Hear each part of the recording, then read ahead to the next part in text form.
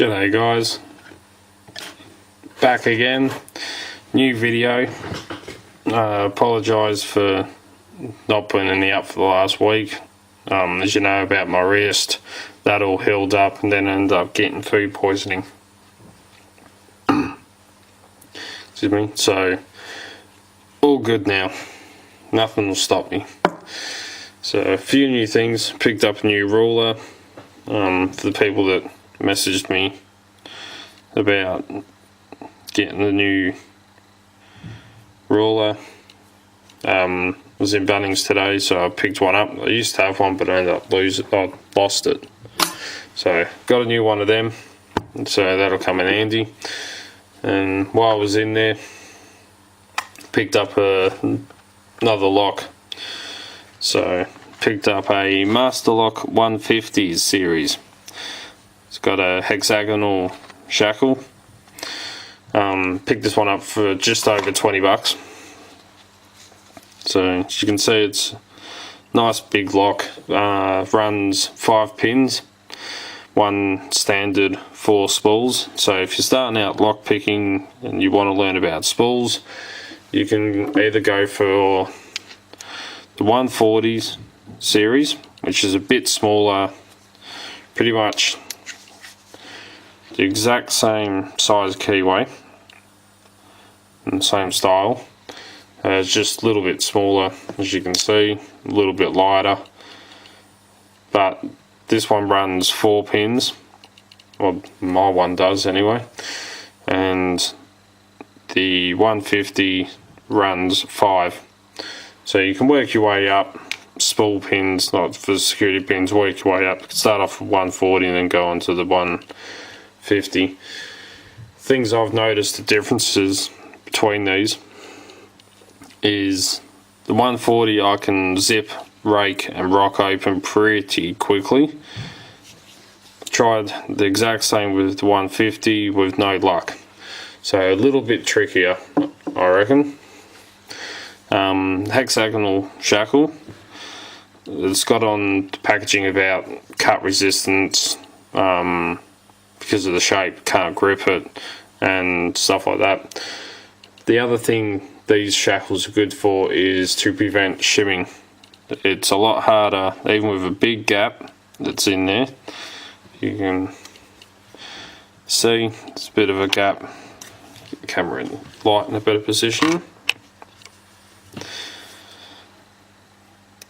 As you can see, my camera's not going to cooperate. Come on, focus for me.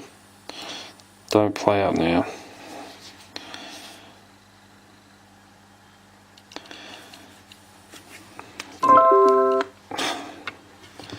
She just does not want to cooperate today. There we go. If you can see, there's a bit of a gap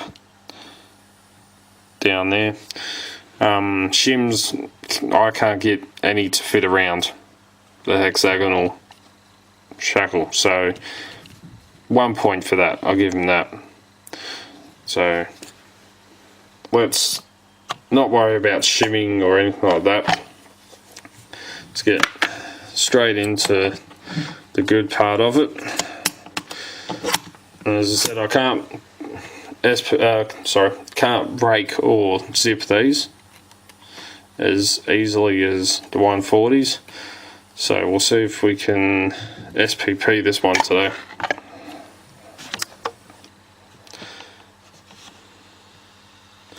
So for someone that's just starting out with security pins, wants to learn about spools, I'd recommend starting off with the 140 and then going to this one, but it's entirely up to you. So I'm going to use my short hook all the way into the back, use light tension, feel for a binder. Oh, I just clipped 5 and I felt a bit of give.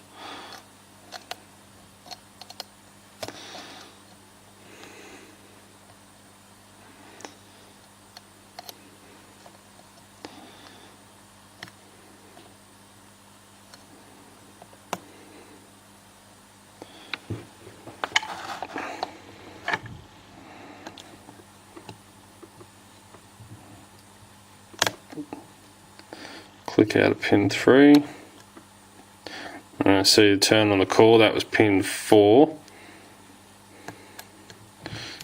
So a bit of a fault set, which means that I've set the standard pin, and that should mean, if I can get this around without dropping it.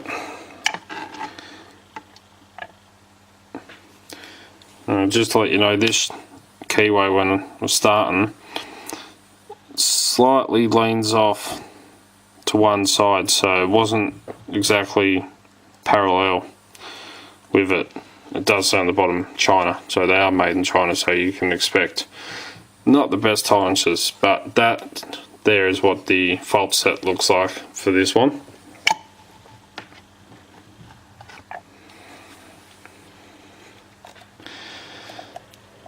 So I'll go back into it. Just clipped pin 1, so I'm going from the front back now.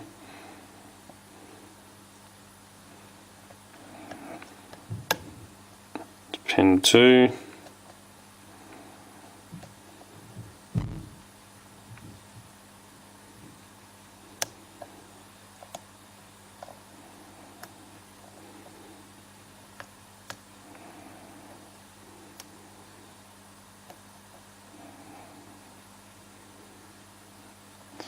Now someone's binding up the front here.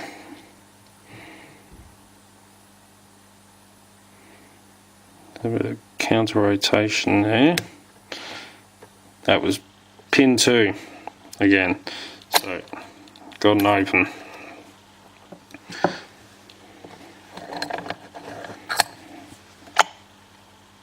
So move that off to the side.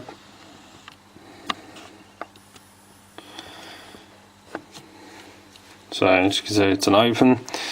A couple other things quickly go over. You can make out a bit of machine marks there from where they've rounded out the shackle. So it does make it a little bit crunchy, I noticed, but that's just nitpicking really. But for beginners that want to learn spools, I would go with a master lock, either start off with 140 series and then go up to 150. Again, I'm not sure if I told you, it's the bitting for this one. I went through and found the biggest bitting I could. So high, low, high, low. I recommend looking for something like that. It makes it a little bit tougher for you.